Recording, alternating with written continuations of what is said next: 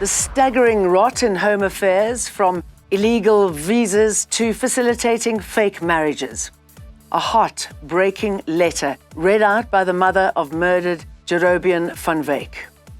As if it could get any worse, Israel has now banned a UN aid agency that provides crucial life-saving aid to Gaza.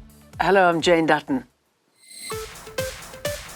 This is Eyewitness News. But first to this. Identity and travel documents of former Miss South Africa contestant Chidimma Adetshina and her Mozambican-born mother are being cancelled. The Home Affairs Department says they are also facing probable fraud charges.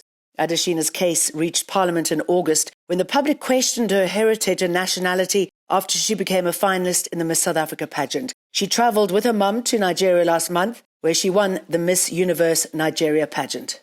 We couldn't find trace of the passport that she has been using to come to South Africa from Mozambique of the movement that went down to Nigeria.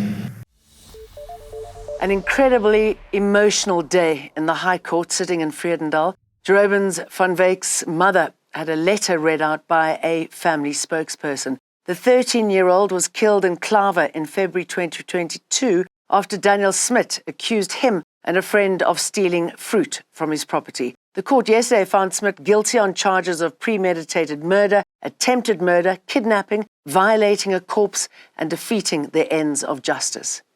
Theresa van Wyk sobbed into a tissue as Matilda Baines took to the witness stand to read her heartfelt letter to the court. She says she will never forgive the accused who had taken her child away from her in such a brutal and cruel manner.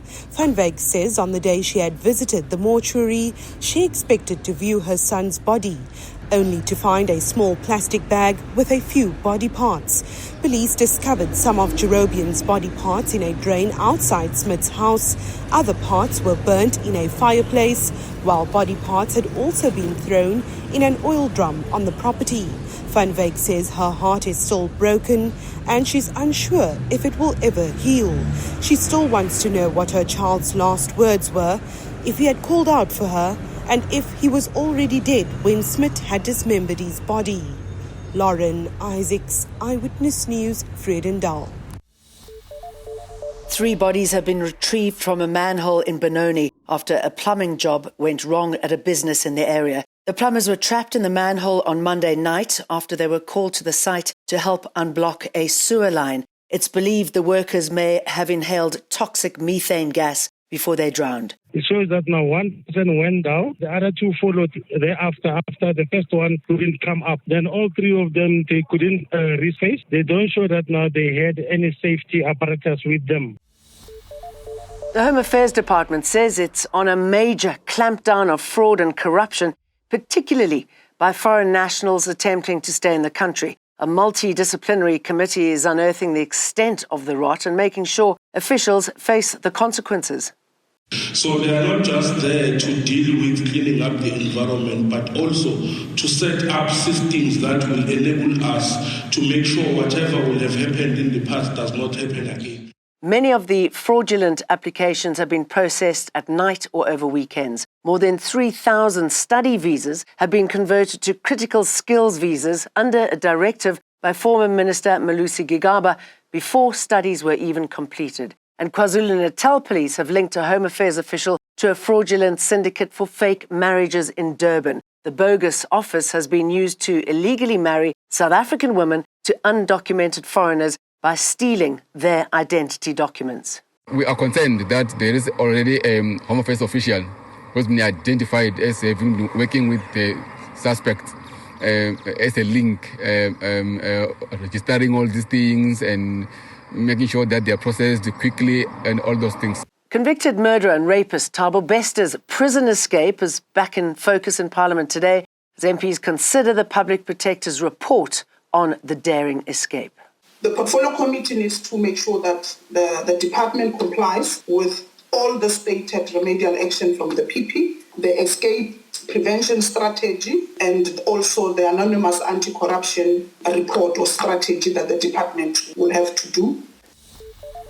The Pietermaritzburg Magistrates Court has been evacuated following a bomb scare. Court staff and members of the public were told to leave the building in the capital city of KZN. The SAPS's bomb squad unit has been dispatched to secure the area as the scene remains active and the building cordoned off. KwaZulu-Natal police have arrested 5 more suspects linked to Sunday night's mass shooting in Yazane village in Estcourt. Gunmen forced their way into a premises during a traditional gathering and shot 5 people. 4 of them died while 1 was admitted for medical care. Yesterday, police arrested one of the suspects at a hospital where he was admitted after being injured in an exchange of gunfire. The people that we have arrested are all from this area.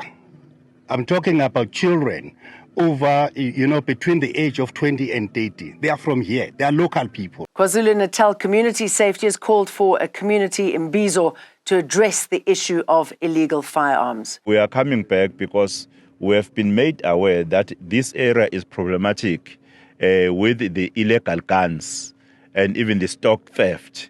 So we are coming back as the government of KwaZulu-Natal to have the dialogue with the community of this area. At least 60 people have been killed in Israeli attacks on Lebanon's eastern Bekaa Valley. 2 children were among those killed in the strikes, which targeted 16 areas in the Baalbek region in this morning's attack. The ministry says 58 people were wounded. And despite objections from the United States and warnings from the UN Security Council, Israeli lawmakers overwhelmingly passed a bill banning the United Nations Agency for Palestinian Refugees, UNRWA. UNRWA has provided essential aid, schooling, healthcare, and assistance across the Palestinian territories and to Palestinian refugees elsewhere for more than 7 decades.